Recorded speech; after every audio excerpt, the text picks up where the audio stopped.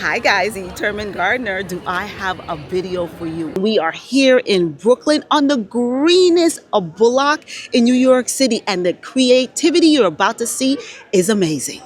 I worked in fashion for over 20 something years and semi-retired, and the love of plants is taking over. So I said, what can I do to incorporate both so I don't lose my passion? So this one, I saved the dogwood leaves and preserved them. I found some pine cones and did. This is the ginkgo, and I saw it on Pinterest and I started painting them. I think it's absolutely beautiful, and I've been trying to figure out how in the world she got it to be like this, because just the mixture of the two different art forms of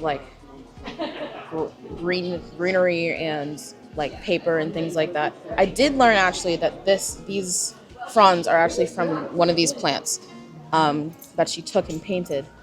But the way she's used the moss, if you can look closely here, and the different types of flowers and leaves and everything.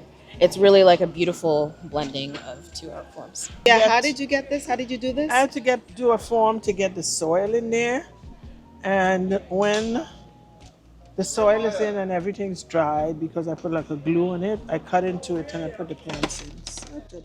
Did you paint it? I painted the top. So I had this done last year. It's called decoupaging with table napkins. And it was last year like this and moss on the top. So this year I was intending to stick pine cones on it. I painted the pine cones and everything, and this was happening 5 a.m. in the morning. And I realized I didn't have hot glue. I said, it has to be done. And I said, dot with the paints that match this. And I didn't have gold paint, so I sprayed some spray paint in the cover and dot. You create gardens on the sidewalk. Yeah, because we don't have the land space for doing garden as such. So we do a lot of container planting, which we like to give a theme to keep it structured. And it helps the neighbors focus a little more on what's needed. So this year's theme was When the Big Apple Goes Green, the children's garden. So because we did When the Big Apple Goes Green, Perry found a bookcase and flipped it into the train. And we have a ballerina, it's a stool. And she came out for the last 4 years. And there's a lot of pollinating plants. So you see a lot of bees. I don't know, it's not that great for the kids. They don't like to come by. And these, my husband loves red beans and black beans. So we flip them out into some upcycling. These are petunias. These are all sun-loving plants. And they're also pollinators, where a lot of butterfly comes by because of the milkweed. And a lot of bees come by because of bees bombs.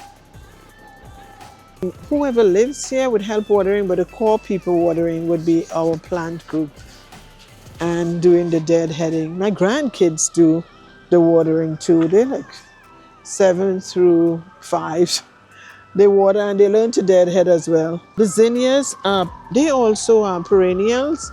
They don't come back if you don't have soil for them to fall in, but we save the seeds and propagate them after. Yeah. And this one, these are petunias. These are all sun-loving plants. And they're also pollinators, where a lot of butterfly comes by because of the milkweed, and a lot of bees come by because of bees bombs. And our friend who couldn't be here, she's an anesthesiologist nurse, and it's very sad she couldn't be here. She did most of this planting in the nighttime. We joined her, but it was her passion to do it. So we did it collaboratively. Well, look at this jewel planter. Isn't that? It shows you how you can repurpose things. I think the creativity is phenomenal. It really is phenomenal. Guys, I think this is supposed to be the Statue of Liberty. Oh my goodness, it is so creative. Take a look at it. Isn't it awesome? Someone designed this stitch by stitch. I just love it. It shows you that Brooklyn is multifaceted.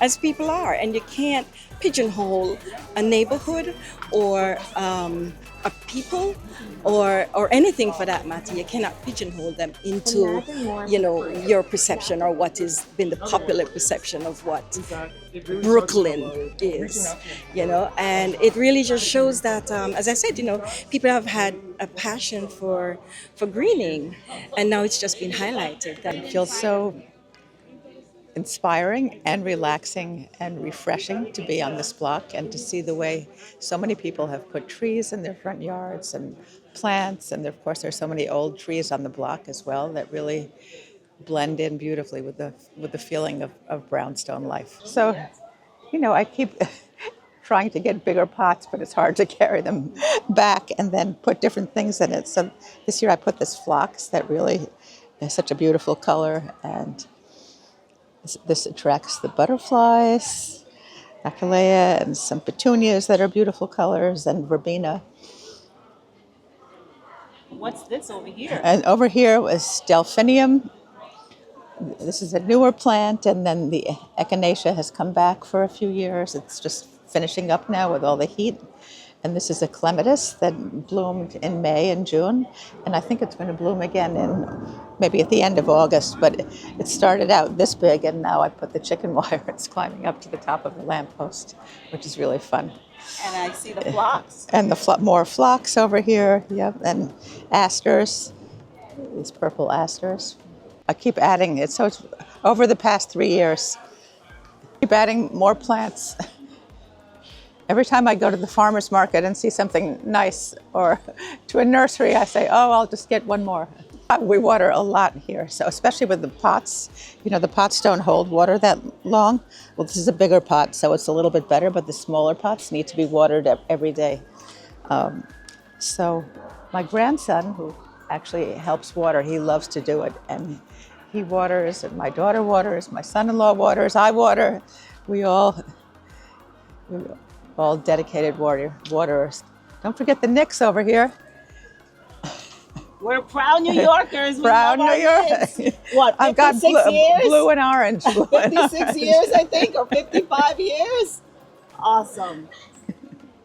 Guys, thank you so much for joining me here on my channel, The Determined Gardener. I'm in someone's front yard, just taking a break and just take a look at their little bistro. Isn't it cute? It's a very, very small space, and it shows you that you don't need acres and acres of land. You don't need huge property to make your garden space beautiful. Thank you so much for joining me here on my channel. Don't forget to subscribe, hit that like button.